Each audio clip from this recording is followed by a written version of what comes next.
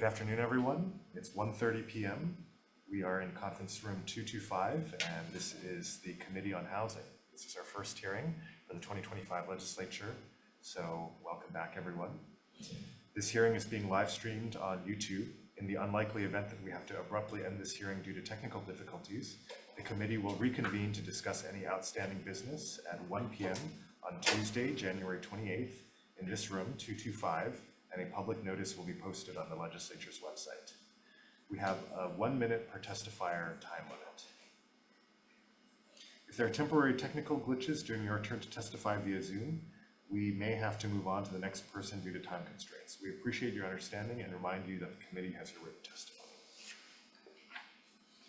Our first bill on today's hearing agenda is Senate Bill 65 related to housing, which appropriates monies to the Hawaii Public Housing Authority for the rehabilitation, remodeling, renovation, and repair of housing units.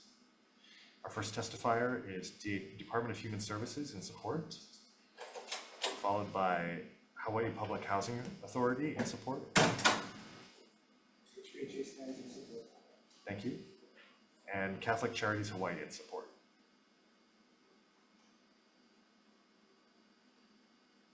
Are they with us?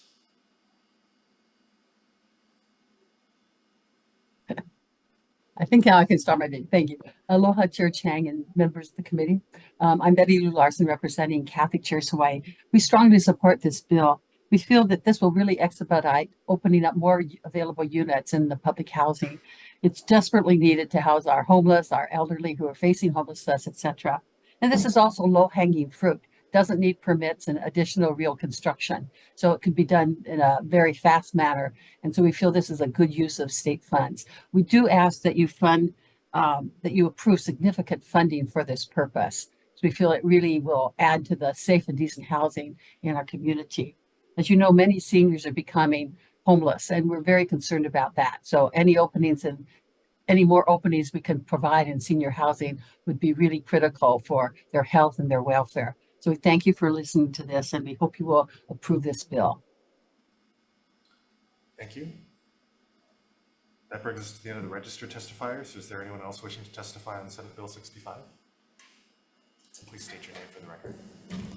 Aloha, Chair Chang and the Housing Committee. Angela Melody Young testifying on behalf of Roar Cares. And Happy New Year. So I will be testifying in strongest support of the Hawaii Public Housing Authority's funding appropriations for rehabilitation, remodeling, and renovations. So the rehabilitation of affordable housing is a process of making housing units safer, more comfortable, and more energy efficient. And it can involve repairs and additions to properties. So benefits of rehabilitation can help stabilize housing units and the neighborhoods that they're in. And so from studies that I point to in our research, which you can access in the PDF links that I filed as a testimony online, you can read it. And the data says that exposure to urban green space and energy efficiency improvements helps to improve health. And so to kind of keep up with those remodeling standards of the housing units, it is a good idea to be energy efficient for the health of the community. Thank you. Is there anyone else wishing to testify on Senate Bill 65? Okay, if not, I have one question for HPHA.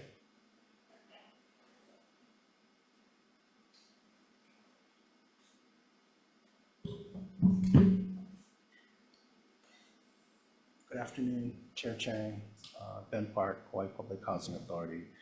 Director Wansafi sends his sincere apologies for not attending today, still ill.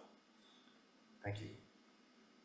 How many vacant units does HPHA have, and how much money is needed to renovate them to bring them up to federal health and safety requirements?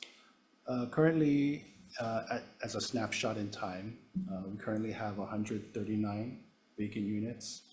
The approximate cost to fix this would be about $73,000 per unit average. So it comes out to about $10,150,000. Thank you. Actually, one more question. Do your tenants in HPHA Section 9 housing ever pay more than 30% of their incomes in rent? Public housing? That's right. No. Thank you. Well, Okay, we'll move next to our next bill on the agenda today, which is Senate Bill 40 relating to state finances, which authorizes the Hawaii Housing Finance and Development Corporation to secure a line of credit or other instrument of indebtedness for the bond volume cap recycling program. Our first testifier is HHFDC in support.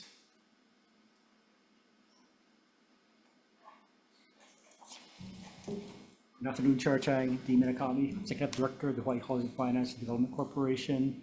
We stand on our testimony in support. I'd also like to note that last year, the legislature passed House Bill 1760, which became Act 35, which provided a $150 million line of credit for a bond recycling program, but that was only for fiscal year 25.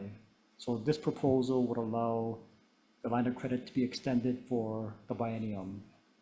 And in reference to the Department of Budget and Finance's question about type of bonds, it would be revenue bonds. Thank you. And then we have Budget and Finance with comments. Is there anyone else wishing to testify on SB 40? Aloha Housing Committee, Angela Melody Young, Roar Cares, testifying in strongest support of HHFDC's bond volume cap recycling program for private activity bonds to unlimit HHFDC's secure line of credit to meet the federal law requirements under the Hawaii state law, HRS 39B-2F. So the private activity bonds, the eligible activities are inclusive of new construction, acquisition, or rehabilitation of housing for low-income people, as well as qualified redevelopment bonds for acquiring condemned and blighted properties and areas for redevelopment purposes. So if the bill is not enacted, the reality is the bonds are limited and will expire. And then the state of Hawaii won't be able to help those low-income people groups.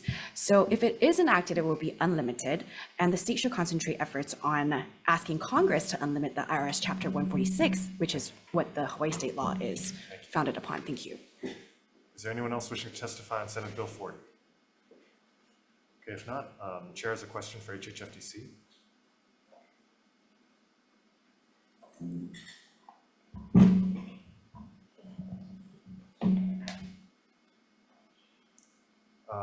And if you could state your name for the record, please. Dean Minakami, Executive Director, Hawaii Housing Finance Development Corporation. David Oy, Finance Manager, Hawaii Housing Finance and Development Corporation. Thank you. So does the legislature have to pass a bill like this every biennium? Unless there's another mechanism by which the funds can be allocated for the line of credit, yes. What would be another mechanism?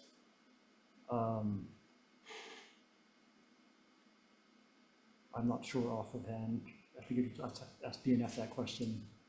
Yes, so this was at the request of discussions we had last year with the Department of Budget and Finance when we were passing the Act 35. They stated that this would be the route to take, but that we would have to do this every biennium. The bill mentions the line of credit, but also alternate sources of indebtedness, which is what the question regarding the bonds was referring to. So the alternate sources of indebtedness are just other sources of cash to use with the bond recycling program, such as private bank loans, taxable bonds, but all of those would impact the state's debt ceiling negatively, and they would be at greater cost to the state. So the most efficient use is to use the line of credit for an amount that's approved. Are there any other similar state programs that require a bill like this every biennium to sustain financially? I'm not sure about the other states and what their legislation is like, but the warehouse line of credit is a federally required component of the bond recycling program. So whatever other states need to do to authorize that would have to be done in a similar way. Okay. Thank you. Thank you, Chair. All right. Our next bill today is Senate Bill 35 relating to the Rental Housing Revolving Fund, which establishes the Housing Efficiency and Innovation Subaccount. It It specifies permissible uses of funding and priorities and authorizes HHFDC to transfer funds between the subaccount and RHRF without legislative approval. Our first testifier is HHFDC in support. We stand in support. Thank you. Our next testifier is the Tax Foundation of Hawaii with comments. Hi, good afternoon, Chair. This is Jade McMillan on behalf of the Tax Foundation of Hawaii. We've submitted some comments on this measure.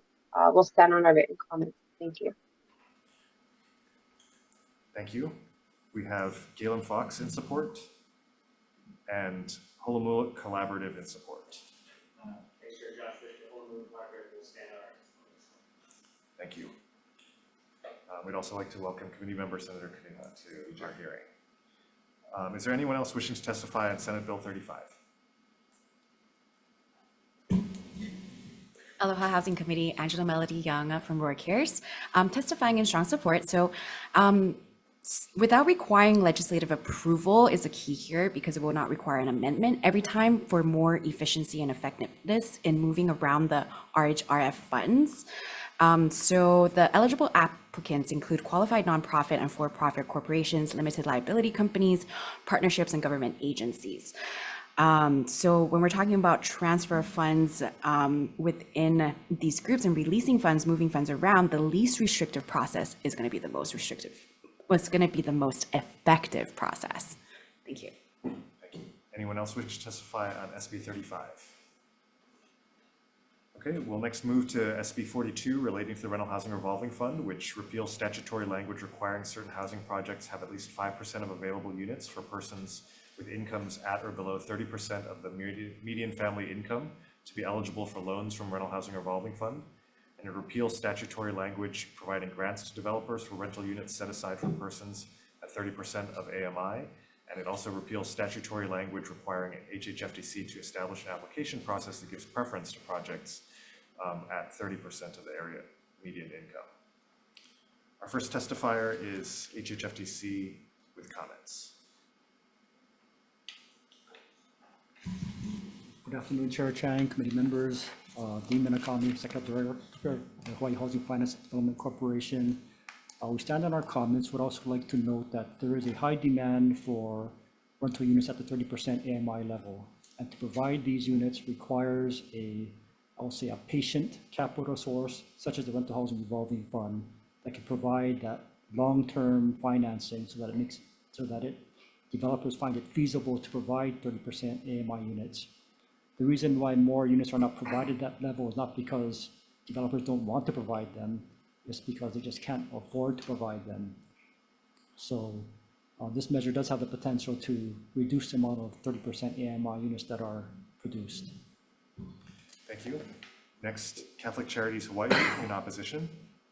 Aloha, Chair, Chair Chang and members of the committee. I'm Betty Lou Larson, representing Catholic Charities Hawaii. We oppose this bill because it would eliminate the 5% of units now mandated and targeted to the people at 30% of the area median income. These are the most critical units to house the most vulnerable in our state.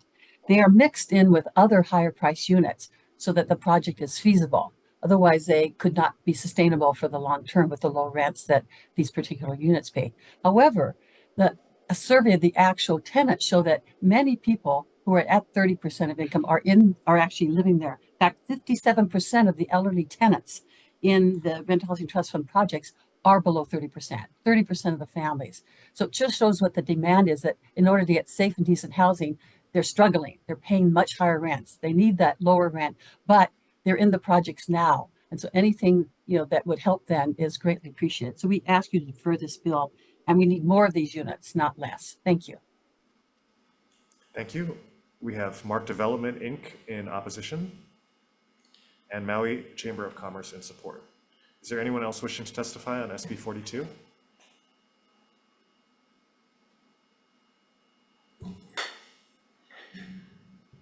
Angela Melody Young from Roar Cares.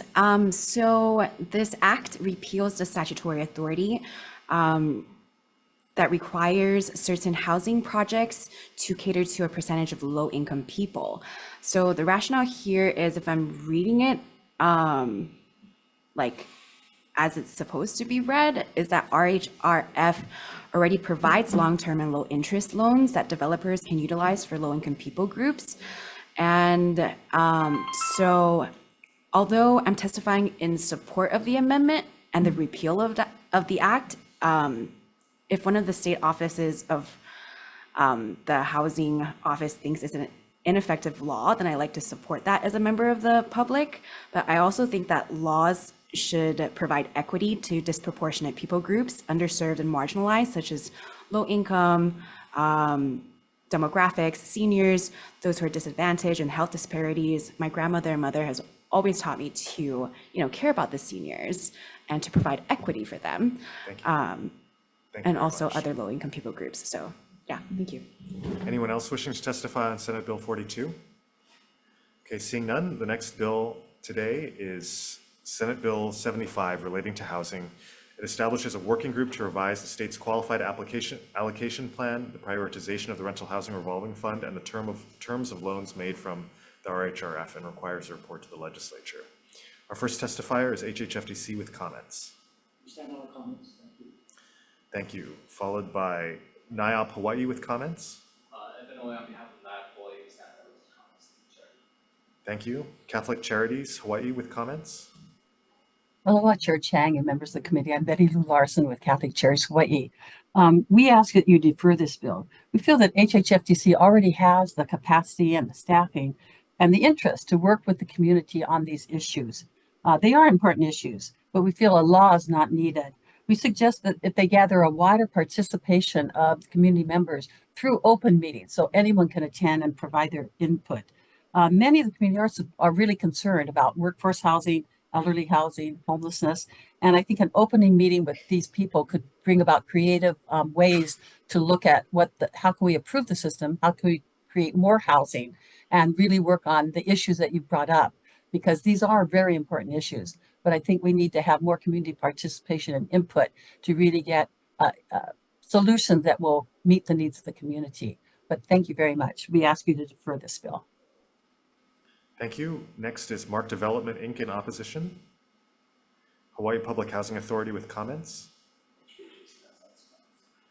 Okay. Maui Chamber of Commerce in support. And Holomua Collaborative in support. Thank you. Is there anyone else wishing to testify on Senate Bill 75?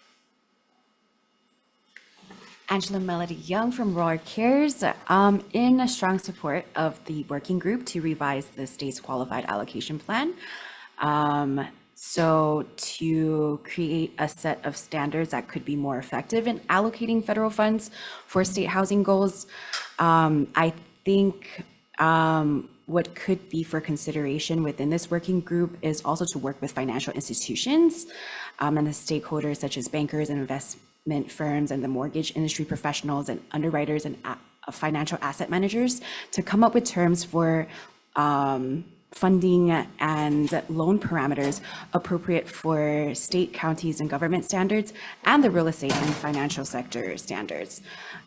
So it looks like within this relevant stakeholders group, I'm just thinking out loud, is it like an exclusive party? I don't see the Board of Realtors on this. If the state is only inviting people within its own circle group, is it really equitable? I think the hardest thing is to get everyone to sit at the table. So if the consideration for kind of like creating like an open invite to be inclusive of other industries in the state of Hawaii, I think that's a good idea. Thank you very much. Is there anyone else wishing to testify on Senate Bill 75? Okay, if not, that brings us to the end of our agenda today. So we'll be going into recess and we'll be coming back for decision making.